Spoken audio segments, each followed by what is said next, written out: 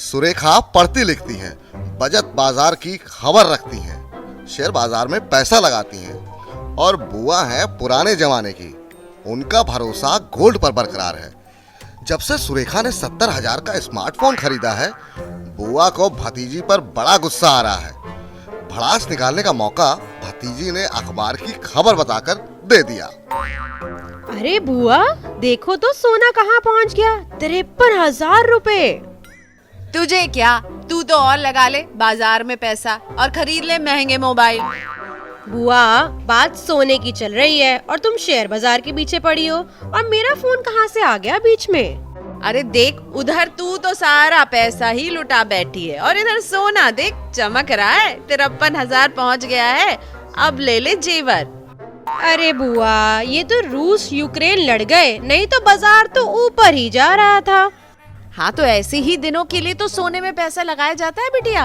अब तो पहले गोल्ड ले लेती तो आज मौज कर रही होती, गहने होते तो तू ही शादी में चमकती। बुआ, सोने में ना पैसा लगाना एकदम बेकार है। हाँ, 45-46 हजार रुपए का था, अब देख 56,000 पर पहुँच गया है कुछ महीने में ही। इसे ही बेकार कहते हैं क्या बिटिया? तेरा गणित तो सबसे बढ़िया है ना, लगा ले हिसाब, कितना रिटर्न तो तू यूं ही कमा चुकी होती। बुआ, तुम तो हाल फिलहाल का देख रही हो, लड़ाई ना छिड़ी होती तो कोई पूछ ना रहा था तुम्हारे सोने को 2 साल से। बाजार में मैंने खूब कमाया है, आगे भी कमाऊंगी, तुम ज्यादा फिक्र ना करो। अरे मैं क्यों फिक्र करूं, और मेरी फिक्र से तू कौन सी सुधर जाएगी, फिर बाजार में जा घुसेगी। ऐसा है बुआ, मेरा गणित अच्छा ही है, 22 साल का हिसाब दे रही हूँ। पिछले 22 साल में गोल्ड ने 400 से ज्यादा फीसदी का रिटर्न दिया है।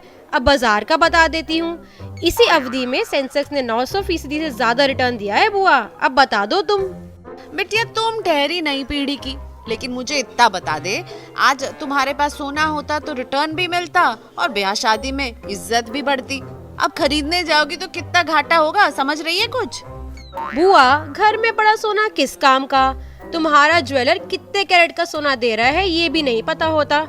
बाजार में तो मैं मामा के लड़की के सलाह पर लगाती हूँ, स्टॉक ब्रोकर है वो। तभी तुम्हारे शेयर औंधे मुंह जमीन पर पड़े हैं। तो जब छोटी थी तो तेरे फूफा एक दफा बुरे बीमार पड़ गए, घर में पैसा ही नहीं था, तब घर में पड़ा यही सोना बेचकर इलाज हुआ था। रात के 2 बजे इसी सोने को बेचकर पैसा मिला था। शेयरों से ऐसे आड़े वक्त में मिलेगा पैसा, बता? आड़े वक्त के लिए तो अलग से इंतजाम करना चाहिए बुआ। तेरी ना बड़ी कैंची जैसी जुबान चल रही है। अभी बुआ जवाब देने जा ही रही थी कि आप पहुंचे भतीजी सुरेखा के मौसा राम प्रकाश। तुम बुआ भतीजी क्यों रूस यूक्रेन बनी बैठी हो भाई? ए राम प्रकाश, हम दोनों के बीच में ना आओ। अरे बुआ, सोने पर तुम्हारी बहस मैंने चुपचाप सुन ली है, तो लड़ना छोड़ो और मैं देता हूँ तुम्हें बढ़िया सलाह। बताओ मौसा, वैसे तो आपकी सलाह उल्टी ही होती है।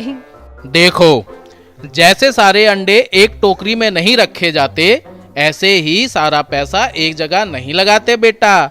शेयर भी खरीद, सोना भी खरीद, और हाँ, गहने पहनने हैं तो बात अलग है, वरना निवेश के लिए तो सोना फिजिकल नहीं डिजिटल खरीदो।